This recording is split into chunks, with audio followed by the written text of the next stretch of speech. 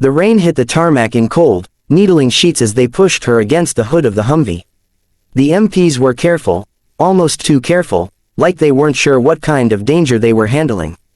Her wrists were cuffed tight behind her back, boots scuffed from the drag across the hangar floor. Impersonating a Navy SEAL, one of them muttered. "You picked the wrong base to play dress up, lady." She said nothing. Her soaked hair clung to her cheek, and her eyes, steady, unflinching, stayed on the concrete ahead. The rain ran down the faded patch on her shoulder, an old SEAL trident, worn and frayed, the gold almost dulled away.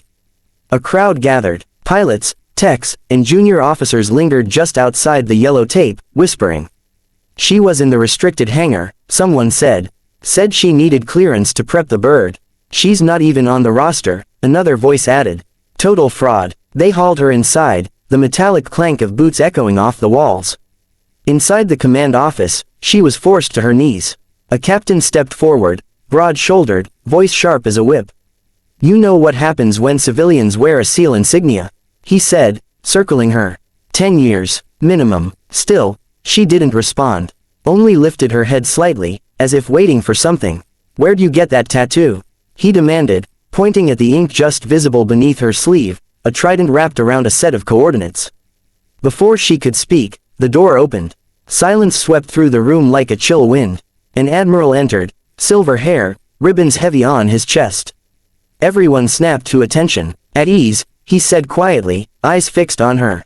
"Remove the cuffs." "Sir, she's under arrest for imperson." "I said remove them." The MPs hesitated, but the admiral's tone brooked no argument. As the cuffs clicked open, she rubbed her wrists, finally meeting his gaze. The admiral stepped closer, squinting at the ink on her arm. The room held its breath.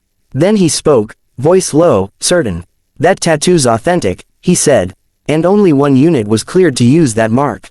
A murmur rippled through the officers. The captain blinked. "Sir, you can't mean." "I do." The admiral cut him off.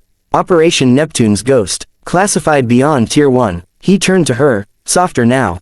"We thought you were gone, Commander." Her jaw tightened, emotion flickering for the first time. "Mission went dark," she said simply. "But I never stopped serving." The admiral nodded slowly, then faced the stunned room. "You owe this woman an apology," he said. "She's not impersonating a SEAL, she trained half the ones you look up to." The silence that followed was heavier than any shout. And for the first time in years, the forgotten commander stood tall again, free, and every bit the legend they thought she was pretending to be. The admiral dismissed the others with a quiet wave. The room emptied quickly, leaving only the hum of rain against the windows and the faint buzz of the overhead lights. He stood behind his desk, eyes fixed on the woman now standing free before him, taller than most remembered, her presence steady, carved from years of silence and endurance. "Commander," he began, voice lower now, almost personal. "We logged every name from Neptune's Ghost as Kia. You disappeared without a trace. What the hell happened out there?" She didn't answer right away. Instead, she pulled the soaked jacket from her shoulders, revealing a shoulder holster, empty, worn, but real. She placed a folded data drive on the desk. The admiral stared at it, frowning. "That's what happened," she said.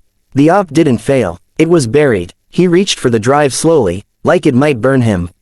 "You're telling me you completed the objective?" "I'm telling you, the objective changed," she said, her tone sharp but calm. "Command sent us in to extract intel. We found more, something that could compromise half the chain of command. The moment we transmitted proof, the comms went dead. My team didn't make it back." The admiral's jaw tightened. "And you?" "I stayed off the grid. If I came back sooner, I wouldn't have made it through the gate alive." He studied her face for a long moment. Every scar told its own story, years of running, hiding, fighting to stay unseen. Then he exhaled slowly, sinking into his chair. "You've been alone all this time," he said quietly. "Until today," she replied. "Didn't expect cuffs for a homecoming, though." That earned a faint, weary smile from him. "You walked into a secure base without ID, wearing an insignia from a mission that doesn't exist. You scared the hell out of half my staff. Guess I've still got it," she said dryly. He leaned forward. "You realize what you've just handed me?" He tapped the data drive. "If this is what you claim, it could blow open things we're not ready to face." "Then face them," she said simply. "The truth doesn't stop being true because it's inconvenient." For a long time, neither spoke. The rain outside softened to a steady rhythm, almost like a heartbeat. Finally, the Admiral stood. "Commander, officially, you were never here. But I'll see that your record is restored, quietly. You'll have clearance again." She nodded once. "Not looking for a parade, sir. Just the right to wear what I earned." The Admiral stepped around the desk, extending his hand. "Welcome home, SEAL." Her grip was firm, steady, no salute, no ceremony. Just two soldiers acknowledging a truth that refused to die. Outside, as she walked past the stunned guards, heads turned again, but this time in silence and respect. The story of the imposter was already unraveling, replaced by whispers of the ghost who had come back to life.